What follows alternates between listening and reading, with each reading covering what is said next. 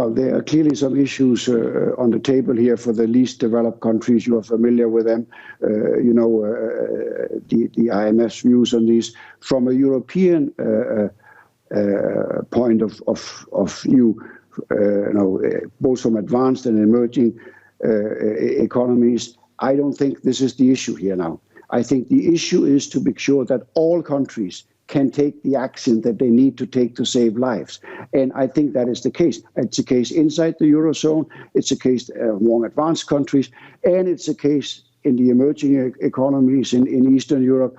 Here, my main concern has been with a number of smaller countries outside the EU, smaller emerging economies that have limited political space. Most of them have applied to the IMF for assistance, and we are rapidly processing it. 3 of them were already taken to the board last Friday, and we're taking another 3 to the board next couple of weeks. So that's the key issue. All countries inside Europe have the policy space needed to take a forceful reaction to the pandemic.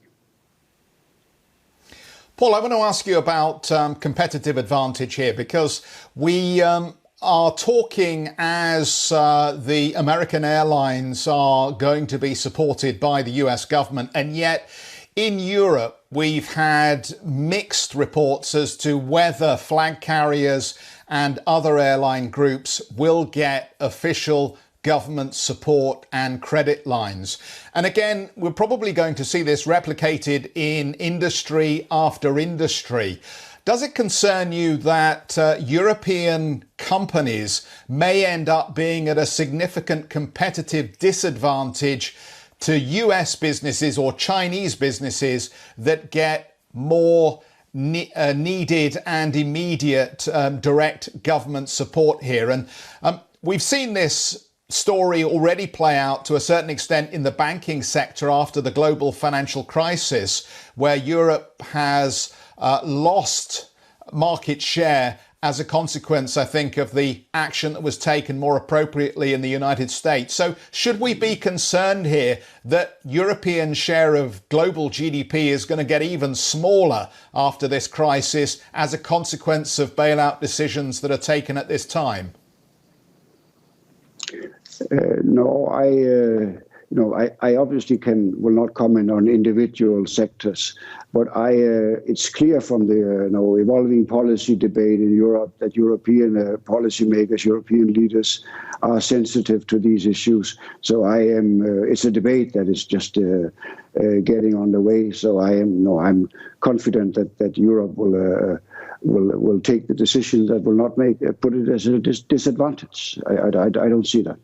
Well, a slightly political question for you. President Trump has made it a mark of his presidency to criticize multilateral organizations. Now in focus, WHO, as the US pours its financial support for the organization while it deals with the pandemic. How unhelpful is that?